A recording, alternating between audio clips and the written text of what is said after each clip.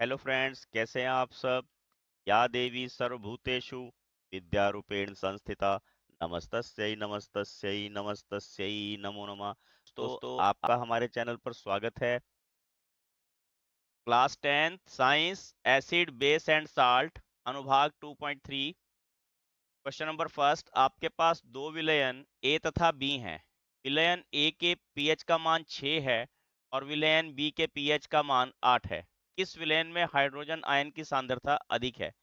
इसमें से कौन सा अम्लीय है और कौन सा क्षारीय? आपको सबसे पहले एक ध्यान रखना, पीएच क्या होता है। पीएच होता है पावर ऑफ हाइड्रोजन।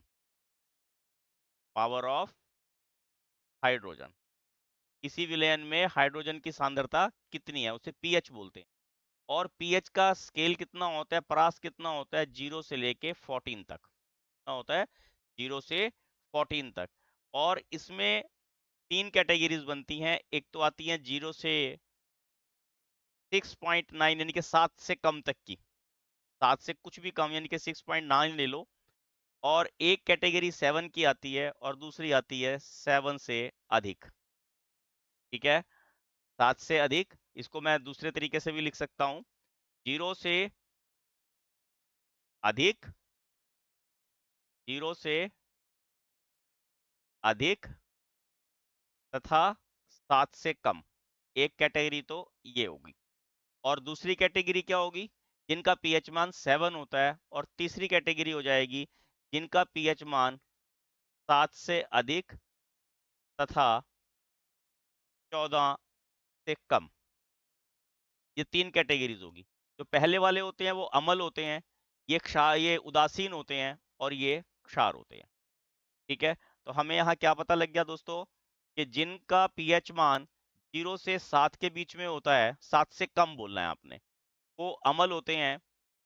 जिनका 7 होता है वो उदासीन होते हैं। और जिन विलयनों का मान 7 से 14 के बीच में होते हैं, ऐसे विलयन जो है क्षारीय विलयन कहलाते हैं।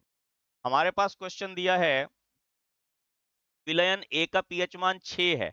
अगर पीएच मान 6 है, ये 7 से कम हो गया, तो अमल जो हमारे पास ए विलयन है वो क्या हो जाएगा? एसिड, यानी कि अम्लीय हो जाएगा वो। ठीक है। और जिसका पीएच मान बी का हमारे पास 8 है, ये क्या हो जाएगा? क्षार। ये क्या हो जाएगा? क्षार। अब आपने दूसरा क्या ध्यान रखना है, यानी कि जो अमल होते हैं उनमें हाइड्रोजन आयन की सांद्रता अधिक होती है। ठीक है, हमारे पास ए और बी हो गए। ए जो है एसिड हो गया, बी जो है वो बेस हो गया। ठीक, तो ए में क्या होगा? हाइड्रोजन आयन की सांद्रता अधिक होगी। ए में क्या होगा? हाइड्रोजन आयन की सांद्रता अधिक होगी। अब देखिए, विलयन ए जिसका पीएच मान 6 है वह अमल होगा, और जिस विलयन का पीएच मान 8 है वह क्षार होगा। विलयन जो अम्लीय है का उसमें हाइड्रोजन आयन की सांद्रता अधिक होगी। हम इसको इस प्रकार लिखेंगे। ठीक है, आपको समझ में आ गया होगा ये। नेक्स्ट देखते हैं, H पॉजिटिव आयन की सांद्रता का विलयन की प्रकृति पर क्या प्रभाव पड़ता है? दोस्तों, जो H पॉजिटिव आयन की सांद्रता है जितनी अधिक होगी, विलयन जो है उतना ही प्रबल क्षारीय होगा। ठीक है, यानी कि H पॉजिटिव आयन की सांद्रता बढ़ती है तो विलयन की जो अमल हैं उनकी प्रबलता बढ़ जाती है। ठीक है, और अगर H पॉजिटिव आयन की सांद्रता कम होती है तो जो अमल होते हैं उनको तनुकृत कर देती है। कि सांद्रता कम होने से वो तनुकृत हो जाते हैं, दुर्बल हो जाते हैं। ठीक है, अब विलयन का पीएच मान कम होता है उसमें H पॉजिटिव आयन की सांद्रता अधिक होती है, और जिस विलयन का पीएच मान अधिक होता है उसमें H पॉजिटिव आयन की सांद्रता कम होती है। यानी कि H पॉजिटिव आयन की उपस्थिति ही विलयन की प्रकृति सुनिश्चित करती है। अगर H पॉजिटिव आयन की सांद्रता अधिक होती है तो विलयन को प्रबल अम्ल बना देती है, और अगर H पॉजिटिव आयन की सांद्रता कम होती है तो अम्ल को दुर्बल अम्ल बना देती है। ठीक है, आपको समझ में आ गया होगा। नेक्स्ट देखते हैं, क्या क्षारीय विलयन में H पॉजिटिव आयन होते हैं? अगर हाँ, तो क्षारीय क्यों होते हैं ये? देखिए, H पॉजिटिव आयन क्षारीय विलयन में होते हैं, परंतु इनकी मात्रा OH नेगेटिव आयन की मात्रा से कम होती है। आप एग्जाम्पल क्या लगाएंगे? सपोज कीजिए किसी क्लास में 40 स्टूडेंट्स हैं। अब उसमें 30 स्टूडेंट पढ़ने वाले हैं और 10 स्टूडेंट्स थोड़ा कम पढ़ने वाले हैं। तो टीचर कहेगा कोई बात नहीं, क्लास बहुत बढ़िया है क्योंकि 30 स्टूडेंट पढ़ रहे हैं। अब देखिए दूसरी क्लास में क्या होता है, स्टूडेंट 40 है और 10 बच्चे उसमें पढ़ने वाले हैं और 30 बच्चे उसमें कम पढ़ने वाले हैं। टीचर कहेंगे क्लास थोड़ा कमजोर है, ठीक है ना, क्योंकि किनकी संख्या ज्यादा है, कम पढ़ने वालों की। तो अच्छा पढ़ने वाले हैं उनकी संख्या कम है। जैसे ही यहाँ पर H पॉजिटिव आयन की संख्या कम हो जाएगी वो क्षारीय कहलाएंगे, और अगर H पॉजिटिव आयन की सांद्रता बढ़ जाएगी तो वो अम्ल कहलाएंगे। अब ये देखिए अच्छे वाली क्लास में अच्छे बच्चे भी हैं, थोड़ा कम पढ़ने वाले भी हैं। इसमें दूसरी क्लास में कम पढ़ने वाले भी हैं और अच्छे पढ़ने वाले भी हैं। यहाँ पर भी यही केस है, अगर H पॉजिटिव आयन है तो परंतु उनकी मात्रा कम होती है, ठीक है, उनकी मात्रा OH नेगेटिव आयन की मात्रा से कम होती है। आप इसको इस प्रकार लिख सकते हैं, क्षारीय विलयन में H पॉजिटिव आयन उपस्थित होते हैं फिर भी ये क्षारीय होते हैं क्योंकि इनमें OH नेगेटिव आयन की सांद्रता H पॉजिटिव आयन की सांद्रता से अधिक है, ठीक है।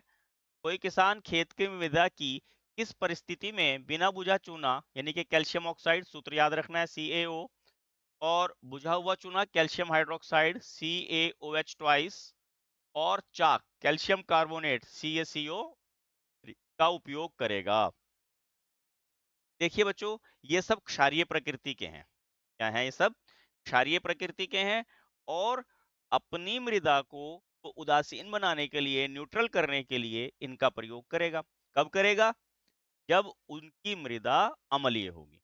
जब उनकी मृदा अम्लीय होगी, अम्लीय मृदा को उदासीन करने के लिए वो इन क्षारकों का प्रयोग करेंगे ताकि फसल जो है वो अच्छी उत्पन्न हो सके।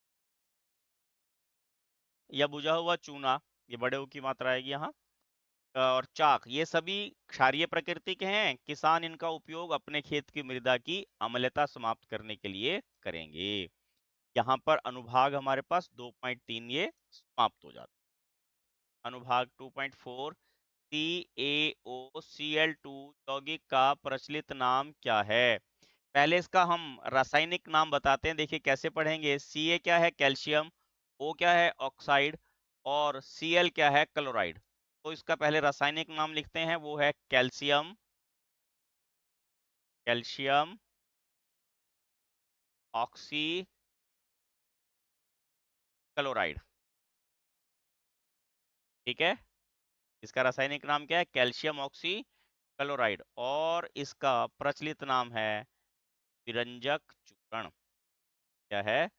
विरंजक चूर्ण, ठीक है। इसका रंग काट के रूप में इस्तेमाल करते हैं, सौंदर्य, इधर ध्यान रखना है, इसके यूजेस भी पूछ लेते हैं कई बार।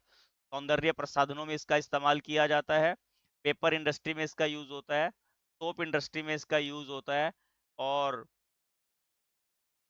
कपड़ा उद्योग में भी इसका यूज होता है, ठीक है। आपको ऐसे ही लिख सकते हैं अगर इसके यूजेस आपसे पूछ लिए जाएं। नेक्स्ट देखिए, उस पदार्थ का नाम बताइए जो क्लोरीन से क्रिया करके विरंजक चूर्ण बनाता है। अभी विरंजक चूर्ण बताया हमने, क्या है? CaOCl2, ये बना। कब बना? ये किसके साथ अभिक्रिया हुई? Cl2 के साथ। अब देखिए क्या रह गया, किस चीज की कमी रहेगी हमारे पास? अब CaO की। तो ये पानी में घुली हुई अवस्था है, कैल्शियम हाइड्रोक्साइड है। कैल्शियम हाइड्रोक्साइड जब क्लोरीन के साथ अभिक्रिया करता है तब हमारे पास कैल्शियम ऑक्सी क्लोराइड बनता है और जल बनता है, ठीक है। अब यहाँ अभिक्रिया नहीं लिखनी, केवल हमने नाम बताना है, और नाम क्या है उसका? Calcium hydroxide. क्या नाम है उसका? Calcium hydroxide. इसका क्लोरीन के साथ अभिक्रिया द्वारा विरंजक चूर्ण। और जल को मृदु करने के लिए किस सोडियम यौगिक का उपयोग किया जाता है? दोस्तों धावन सोडा होता है, सोडियम कार्बोनेट, Na2, CO3 और 10H2O, तो डॉट लगा देते हैं बीच में। का साधारण नाम है धावन सोडा और रासायनिक नाम है sodium carbonate Deka hydrate, hydrate, ठीक है। समझ में आ गया आपको? ये कठोर जल को मृदु जल बनाने के लिए इसका यूज किया जाता है। सोडियम हाइड्रोजन कार्बोनेट के विलयन को गर्म करने पर क्या होगा? इस अभिक्रिया के लिए रासायनिक समीकरण लिखिए। दोस्तों, सोडियम हाइड्रोजन कार्बोनेट, ठीक है, NaHCO3, ये खाने का सोडा होता है, ठीक है। जब इसको हम गर्म करेंगे, गर्म करने का निशान ये है, तो ये सोडियम कार्बोनेट बन जाएगा Na2CO3 प्लस इसमें से जल इवेपोरेट हो जाएगा और कार्बन डाइऑक्साइड गैस बनेगी, ठीक है। तो बैलेंस कर लेते हैं, और बैलेंस में Na2 यहाँ बस 2 लगा देते हैं, ये बैलेंस हो जाएगी, ठीक है। क्या बताया? सोडियम हाइड्रोजन कार्बोनेट के विलयन को गर्म करने पर क्या होगा? सोडियम कार्बोनेट बन जाएगा, जल और कार्बन डाइऑक्साइड उत्पन्न होंगे।